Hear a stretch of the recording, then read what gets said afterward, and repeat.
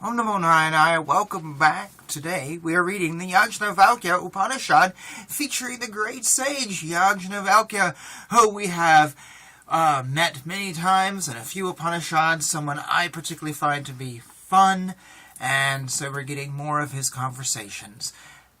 I still don't know if the guy's a real person or not. I've looked him up. I forget what I found.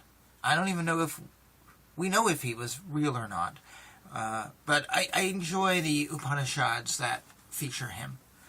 So here we go. Now, King Janaka of the Videhas respectfully approached the sage, Yajnavalkya, and said, "Reverend sir, expound to me renunciation."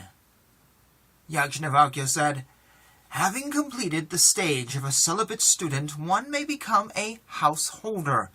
From the stage of the householder, he may become a forest dweller, and then renounce.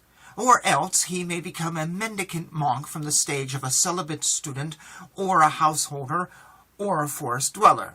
There is also the provision that a person may renounce worldly life that very day on which distaste for it dawns on him, whether he is not observing vows before the stage of renunciation or observes them, whether he has undergone the prescribed ablution on completing the disciplined studentship or not, whether he is one who has discontinued maintaining the ritual fire at the death of his wife, or one who does not maintain the ritual fire. Some lawgivers prescribe the sacrifice called Prajapatya, of which the god Brahman is the presiding deity prior to a twice-born embracing renunciation.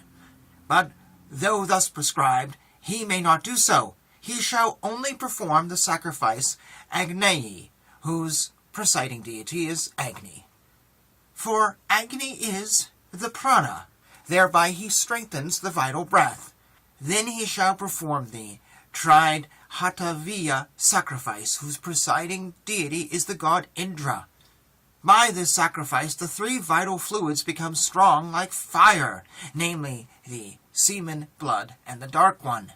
Having performed the sacrifice in the prescribed manner, he shall smell the holy fire, reciting the following mantra. O fire, this vital breath is your source. As you were born at the proper time of the year, you put on effulgence. Knowing the Atman, may you merge with the prana. May you increase our wealth of transcendent knowledge. So reciting the mantra, he shall smell the fire.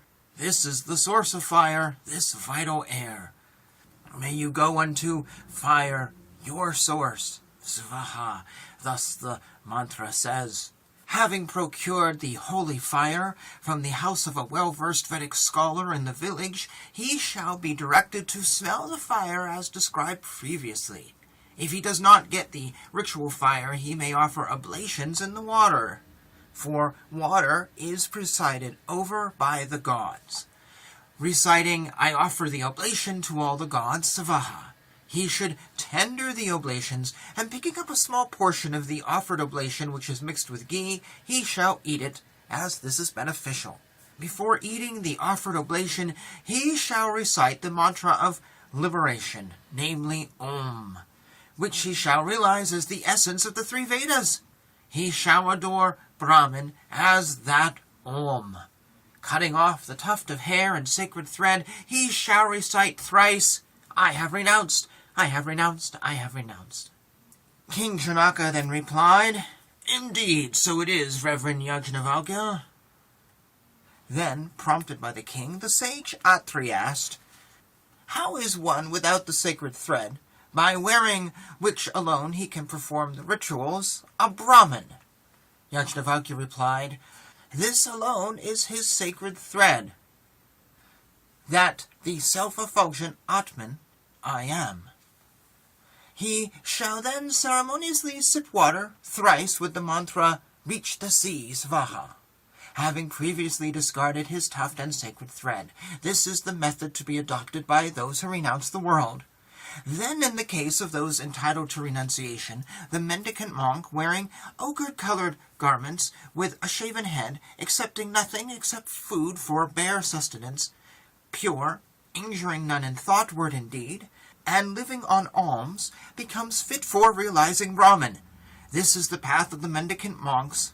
In the case of the Kshatriyas and others not entitled to renunciation, they may seek liberation by the path of the brave, by courting death in the battlefield, or fast unto death as a discipline, or enter into the water to rise not again, or enter into fire, or undertake the great journey in which they collapse by exhaustion. For those entitled to renunciation, this way has been prescribed by the god Brahma. The ascetic who has renounced the world, following this path, realizes Brahman. Thus it is stated in the Vedanta. The sage Atri replied, "Thus it is, Reverend Sir Yajnavalkya." So we're going to pause here, because this is actually the end of the conversation. Then the rest of the Upanishad goes into a description. Like many Upanishads, I have a strange feeling that this was not written in one sitting, but was actually added to. It just makes for a good place to cut it. So please join me in the second video of the Yajnavalkya Upanishad.